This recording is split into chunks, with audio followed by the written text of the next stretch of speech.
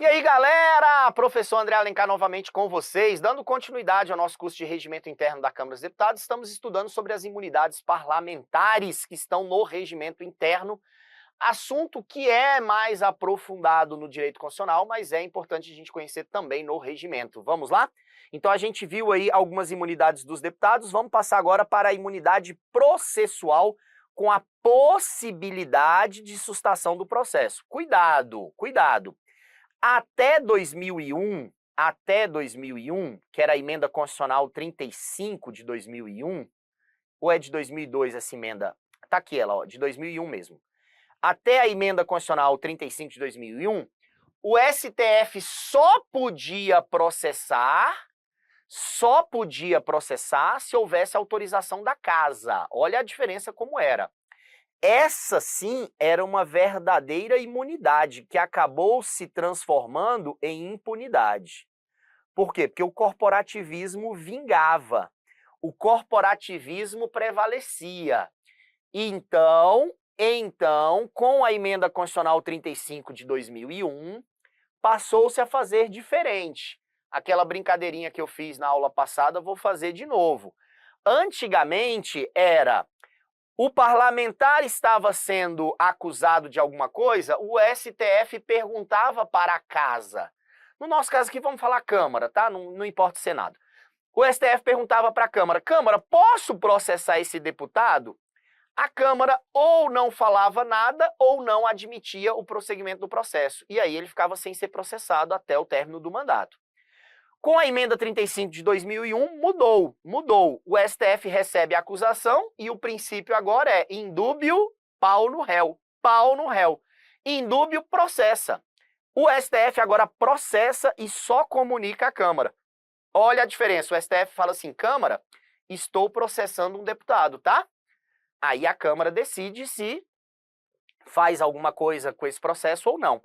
Mas enquanto a Câmara não decide, o STF processa. Então, hoje o princípio é indúbio, pau no réu. Deputados podem ser processados pelo STF e a casa, se quiser, se verificar que é um caso de perseguição política, se realmente verificar que aquilo pode prejudicar a instituição, o parlamento, o poder legislativo, é que seria possível fazer a mudança aí da sustação do processo, ok?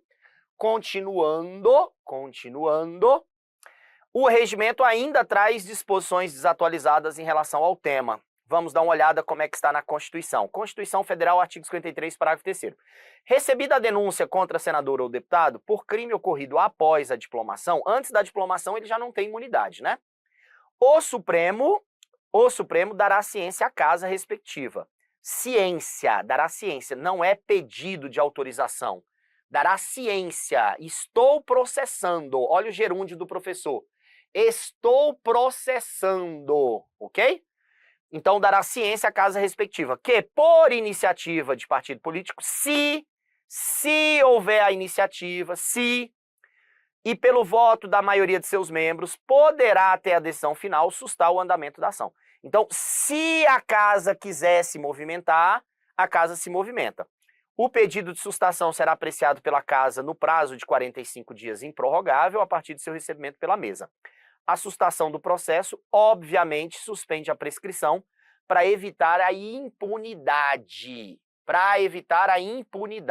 Ok?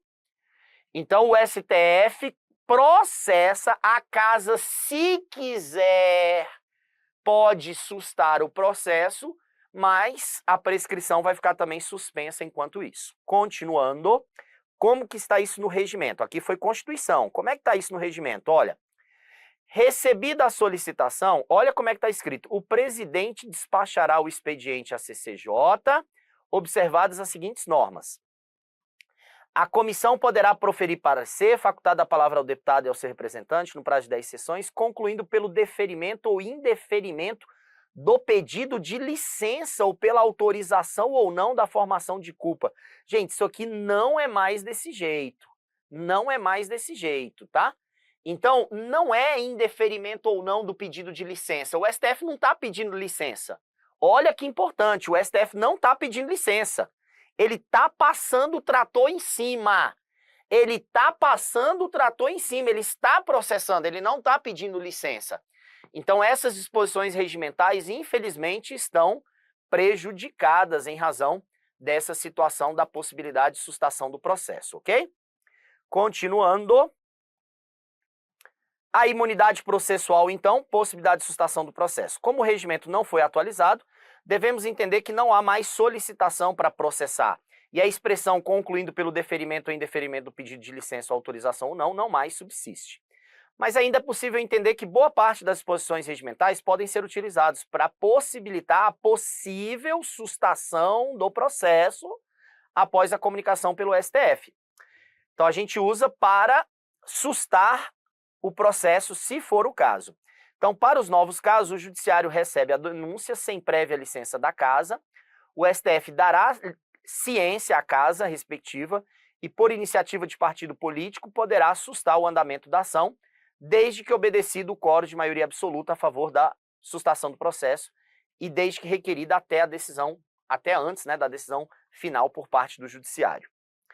O pedido será apreciado no prazo improrrogável de 45 dias. O prazo só conta a partir do momento que a mesa receba o pedido de sustação. E a não deliberação da questão, a não deliberação em 45 dias, gera o mesmo efeito da negativa de sustação. Ou seja, enquanto isso, o STF está processando no gerúndio, tá? Então, o processo está em andamento, o processo continua. Entenda esse gerúndio mesmo que eu falo exagerando, é justamente para a gente entender que o STF está processando, tá? Como diz lá a atendente de telemarketing, estarei processando o seu pedido, tá bom? Estarei processando o seu parlamentar. Estarei ferrando com os seus deputados. É o STF falando com a Câmara. Estarei utilizando o princípio indúbio pau no réu. Continuando. Olha como é que caiu numa prova da FGV para inspetor de polícia, lá da Polícia do Rio de Janeiro, hein? João, deputado federal, foi denunciado pelo Procurador-Geral da República perante o Supremo pela prática de crime contra a administração pública. Foi denunciado.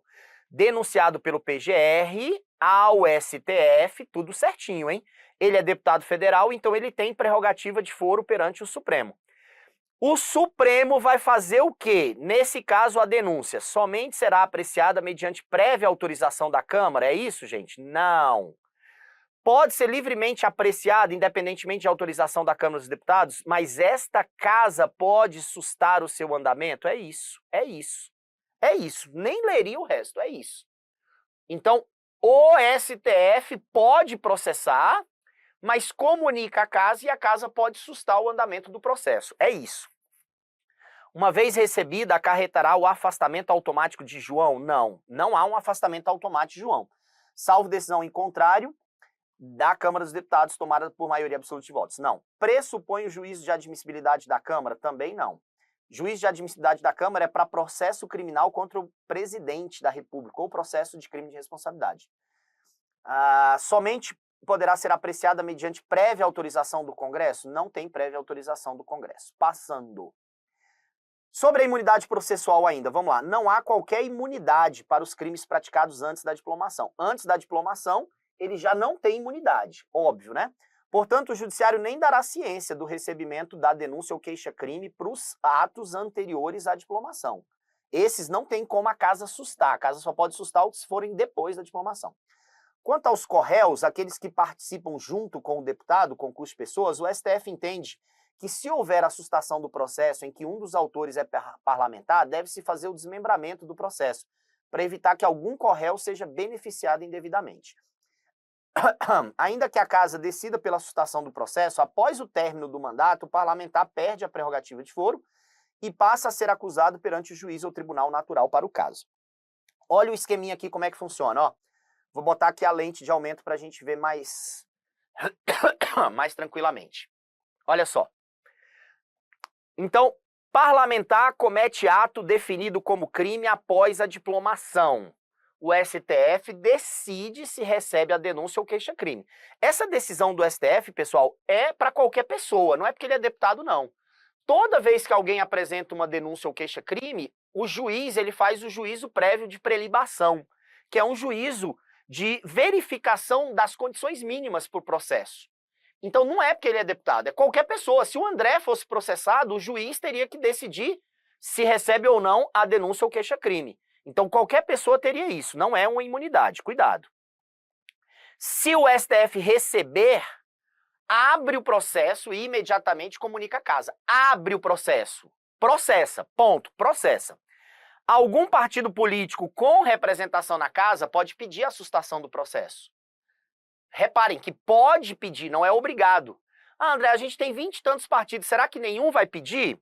Olha, às vezes a galera não quer se indispor com o STF, acha que o deputado ali vacilou mesmo e tem que ser ferrado, então pode nenhum partido pedir, pode.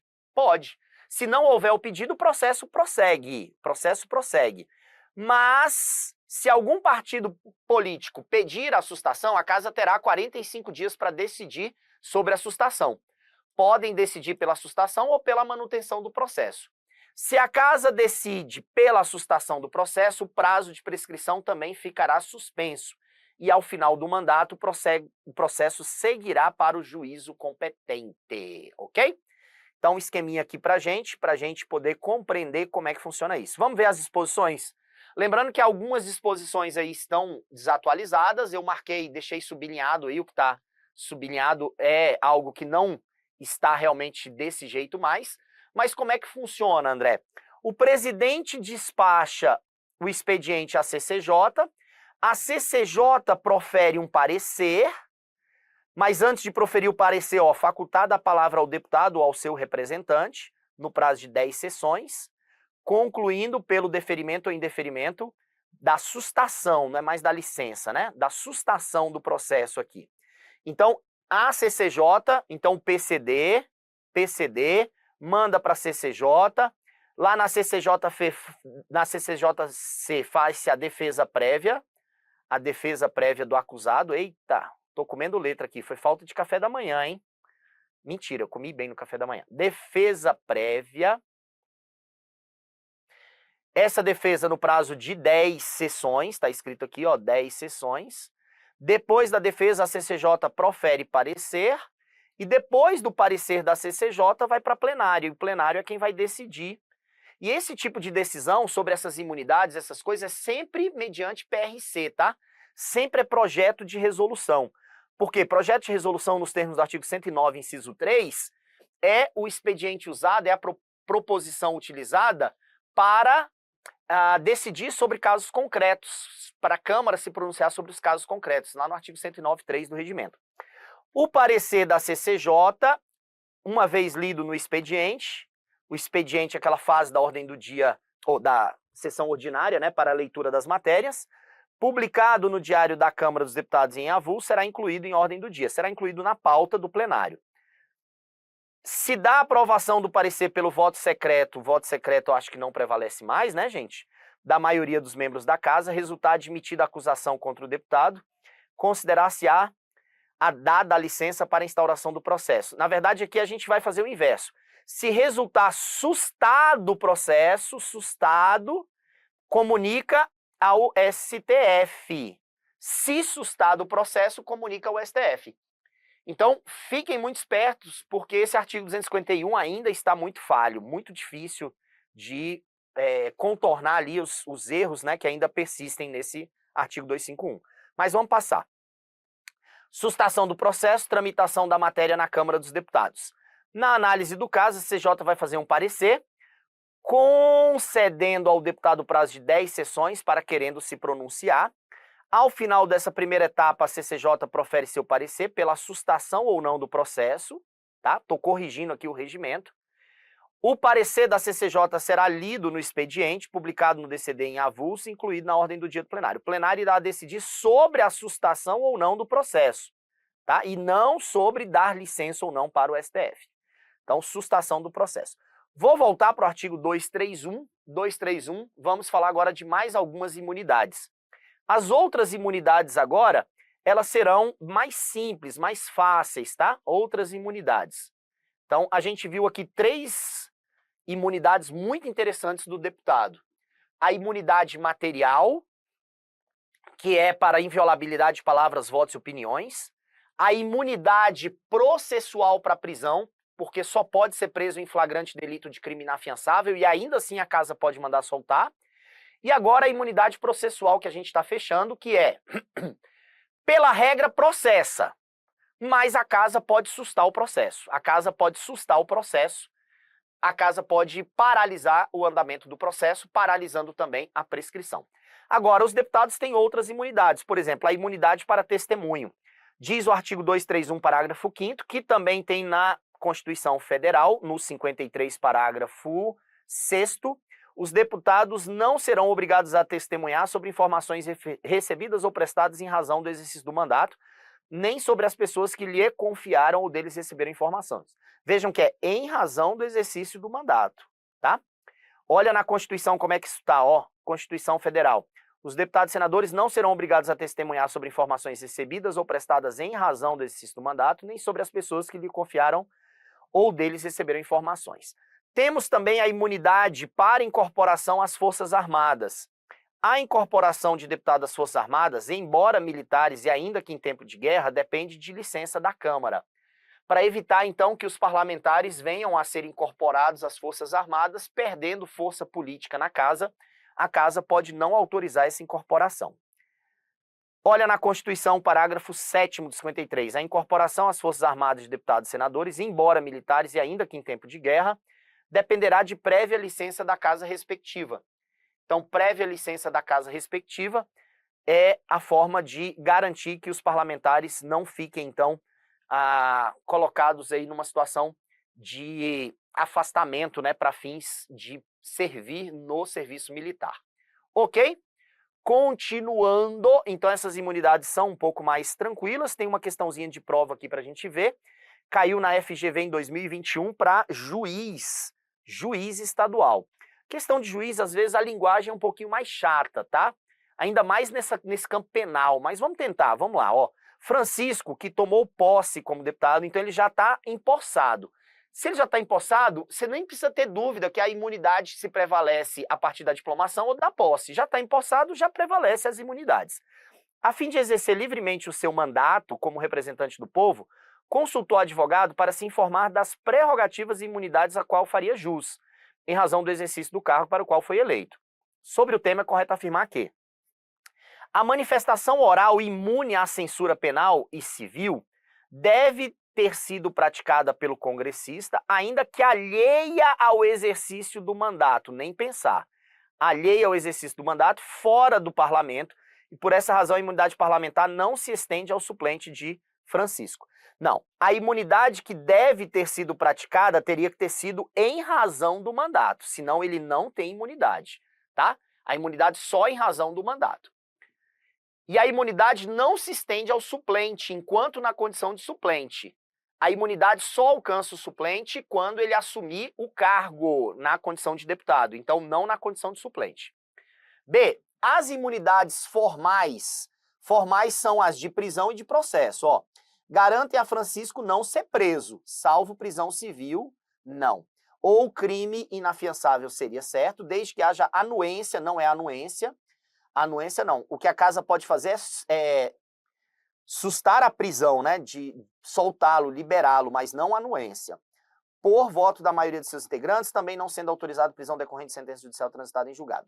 Prisão decorrente de sentença judicial transitada em julgado é autorizada sim. C. A prerrogativa de foro de Francisco se limita aos crimes cometidos no exercício do cargo. Perfeito. E em razão dele. Perfeito. E a jurisdição do Supremo se perpetua caso tenha havido o encerramento da instrução processual antes da extinção do mandato. Perfeito. Perfeito.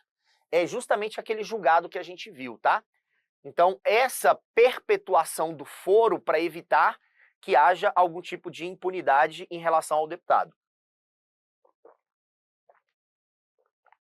Letra D. O Supremo Tribunal Federal é competente para processar e julgar Francisco, e a competência abrange todas as modalidades de infrações penais e estendendo-se aos delitos eleitorais. Até aqui sim, né? Entretanto, o foro por prerrogativa de função de Francisco não prevalece sobre a competência do júri. Prevalece sim. Prevalece sobre o júri sim. Até falei aqui sobre o júri também. As imunidades de deputados subsistirão durante o estado de sítio, certo? só podendo ser suspensa mediante voto de, não, 2/3, 2/3, tá? 2/3 é que posso suspender as imunidades no estado de sítio.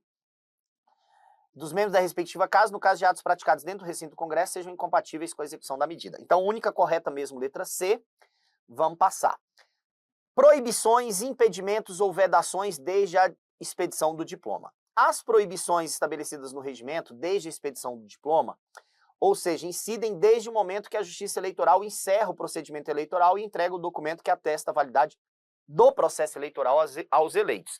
Então, a partir da expedição do diploma, o deputado já passa a ter alguns tipos de proibições, ou impedimentos, ou vedações, que ele está sujeito para evitar que se contamine o mandato dele. Vamos ver quais sejam? Vamos lá. 231, parágrafo 8º. Os deputados não poderão, desde a expedição do diploma, a. Firmar ou manter contrato com pessoas jurídicas de direito público, autarquia, empresa pública, sociedade de economia mista ou empresa concessionária de serviço público, salvo quando o contrato obedecer a cláusulas uniformes. O que são contratos com cláusulas uniformes? São aqueles contratos padrões. Então, se o deputado vai ao Banco do Brasil, ele pode pegar um empréstimo com base num contrato padrão, com cláusulas uniformes. O que não pode é o Banco do Brasil fazer um contrato especial porque ele é deputado. Ok? Então, aqueles contratos de adesão, contratos padrão que as empresas têm, concessionária de energia elétrica, concessionária de água, de esgoto, concessionária, sei lá, de qualquer outro serviço público, claro que o parlamentar pode contratar com elas, mas tem que ser o contrato padrão, o contrato com cláusulas uniformes, o contrato de adesão, para evitar que o parlamentar esteja sendo beneficiado de qualquer forma. Também não pode aceitar ou exercer cargo, função ou emprego remunerado, inclusive os que sejam demissíveis ad nutum, nas entidades da alínea anterior. Exceto, claro, nós temos as exceções que estão na própria Constituição, lá no artigo 56, inciso 1, como, por exemplo, ele pode ser ministro de Estado, secretário de Estado, secretário de prefeitura de capital, governador de território. Então, lá nós temos algumas exceções constitucionais, no artigo 56, 1, que também vão estar no regimento também, tá? No regimento interno, nós vamos ter também essas exceções que os deputados podem exercer cargos. No artigo 200 e... deixa eu só ver aqui. 200, não perderá o mandato... tá no 235 do regimento, tá? Exceção também 235 do RICD. Mas a regra é que o deputado não pode ter outro cargo, exercer outro cargo, outra função, outro emprego, ele não pode. Continuando, artigo 54 da Constituição Federal. Eu sempre trago o regimento e a Constituição, tá? Sempre trago o regimento e a Constituição. Vamos lá. Não pode, desde a expedição do diploma, firmar ou manter contrato é a mesma disposição, com todas essas, salvo quando for cláusulas uniformes. Aceitar ou exercer cargos, inclusive os ad nutums, que estão na linha anterior. Olha uma questãozinha de prova aí que caiu para a área administrativa do TRT 2022. Maria estava concorrendo ao mandato eletivo de deputado federal. Por ser muito íntegra, além de profissional qualificada na área de informática, consultou seu advogado a respeito da existência ou não de alguma vedação que tivesse contrato com uma autarquia federal. Claro que tem vedação, claro que tem vedação. O questionamento decorria do fato de Maria possuir um contrato dessa natureza, o qual apresentava peculiaridades, não são cláusulas uniformes, peculiaridades, em relação às obrigações de ambas as partes, que o distinguiam dos demais contratos celebrados pela autarquia na área de informática. Então, Maria, que era uma profissional bem qualificada na área de informática, tinha contrato com uma autarquia. Ela se candidatou ao cargo de deputado federal e ela consultou, então, o seu advogado. E aí? E se eu for eleita, o que vai acontecer? Se a Justiça Eleitoral expedir meu diploma, eu já tenho que encerrar esse contrato com a autarquia, tá? Vamos ver, O advogado respondeu corretamente que, se eleita, Maria, desde a posse, não poderá manter o referido contrato com a autarquia federal. Não, é desde a diplomação. Não há óbice à continuidade. Há óbice sim. Há óbice sim. Se eleita desde a proclamação dos eleitos, proclamação dos eleitos desde eleita, não poderá manter o referido contrato com a autarquia federal. Não é desde a proclamação dos eleitos, está errado. Vamos procurar um melhor? Se eleita, Maria, desde a expedição do diploma, agora sim, não poderá manter o referido contrato com a autarquia federal. A letra D é a nossa alternativa. Não há óbice à continuidade, está errado, nem vou ler o resto, tá? Continuando aqui sobre as proibições, nós temos também as proibições desde a posse. As proibições desde a posse, vocês vão ver que elas já são mais restritas ainda. Por quê? Porque agora o cara já está no mandato, já está exercendo o cargo, ok? Então, nesse caso, a gente tem que ficar de olho com quais as proibições que atingem o deputado. Ele não pode ser proprietário, controlador ou diretor de empresa que goze de favor decorrente de contrato com pessoa jurídica ou nela exercer função remunerada. Não pode ocupar cargo ou função que sejam demissíveis ad nutum nas entidades. Não pode patrocinar causa. André, o que é patrocinar causa? É ser advogado, tá? É ser advogado. Ele não pode patrocinar causa, ser advogado. Não pode ser titular de mais de um cargo ou mandato público eletivo. Então, todas essas proibições, tá? Cuidado, deputado, caso queira se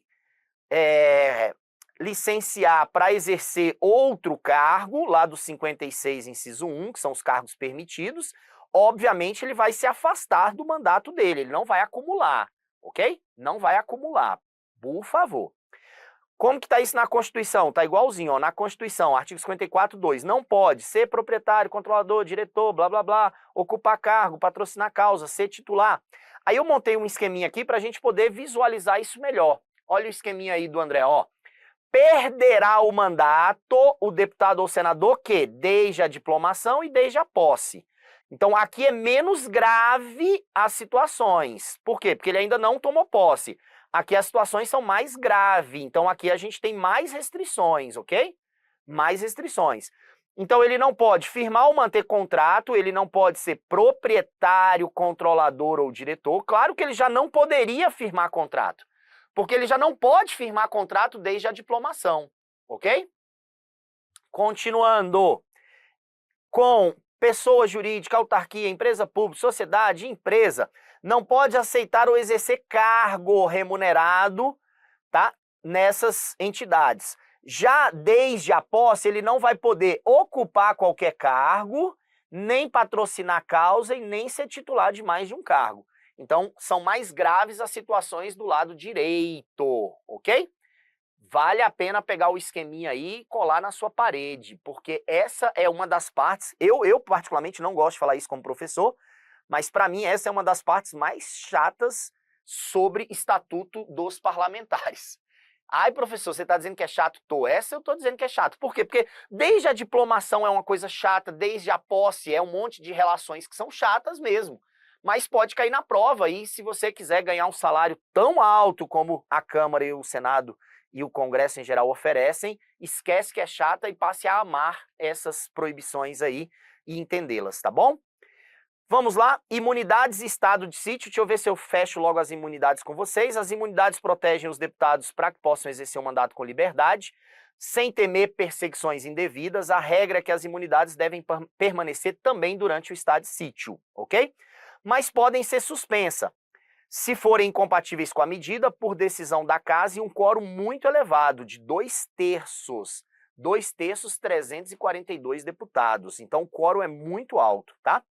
Olha como é que está na Constituição, artigo 53, parágrafo 8º. As imunidades subsistirão durante o estado de sítio, só podendo ser suspensa mediante o voto de 2/3 dos membros, nos casos de atos praticados fora do recinto do Congresso que sejam incompatíveis com a execução da medida. Beleza, tem mais um artigo sobre isso, o 233. Então, ó, as imunidades constitucionais dos deputados subsistirão durante o estado de sítio. Não, mas esse a gente viu aqui, né? 233. Ah, não, é só o artigo mesmo. É a mesma decisão, só podendo ser suspensas mediante voto de 2/3 dos membros em escrutínio secreto. Aqui eu concordo que o escrutínio seja secreto, ok? Eu concordo aqui que o escrutínio seja secreto, sim. Restrita a suspensão aos atos praticados fora do recinto, do Congresso Nacional que sejam incompatíveis com a medida. Dentro do recinto, a imunidade vai permanecer. Dentro do recinto permanece a imunidade, tá? Mesmo que resolvam suspender as imunidades, mas só vai suspender para fora do Congresso Nacional, ok? Continuando então, ainda no regimento, parágrafo 1º. Recebida pela mesa a solicitação de suspensão, aguardar-se-á que o Congresso autorize a decretação do estado de sítio ou sua prorrogação. Aprovada a decretação, a mensagem do presidente será remetida à CCJ, que dará parecer e elaborará o projeto de resolução no sentido da respectiva conclusão, se é pela suspensão ou não das imunidades. Na apreciação do pedido, serão observadas disposições sobre a tramitação da matéria em regime de urgência, ok? Para fechar uma tabelinha aqui para a gente ver sobre isso, ó, imunidade material do deputado. Deputados e senadores são invioláveis civil e penalmente, qualquer suas palavras, votos e opiniões. Imunidade processual para prisão é a partir da diplomação, não podem ser presos civil ou penalmente, salvo se preso em flagrante delito de crime inafiançável. Os autos serão remetidos dentro de 24 horas à casa para que resolva sobre a prisão pelo voto da maioria dos seus membros. Imunidade para testemunho. Não são obrigados a testemunhar sobre informações prestadas ou recebidas em razão do mandato, nem sobre as pessoas que lhe confiaram deles receberam informações. Imunidade para incorporação às Forças Armadas. Só pode ser incorporado, ainda que militar e mesmo em caso de guerra, com licença da casa. Imunidade de estado de sítio. Permanece em estado de sítio. Só pode ser suspensa mediante voto de 2/3 da respectiva casa e só para fins de atos praticados fora do recinto do Congresso Nacional. Agora sim conseguimos concluir todas as imunidades dos deputados. Então, aqui a gente encerra as imunidades dos deputados. Nós vimos as imunidades material, formal para prisão, formal para o processo, as imunidades para testemunho, para incorporação às Forças Armadas, para o estado de sítio. Então, a gente conseguiu fechar todas as imunidades dos deputados. Vou fechar esse bloco aqui com vocês e a gente volta no próximo bloco para falar de mais algumas prerrogativas, mais algumas questões que envolvem o Estatuto dos Parlamentares, mas são questões já um pouco mais tranquilas, beleza? Vamos fechar esse bloco aqui, já a gente continua. Um grande abraço.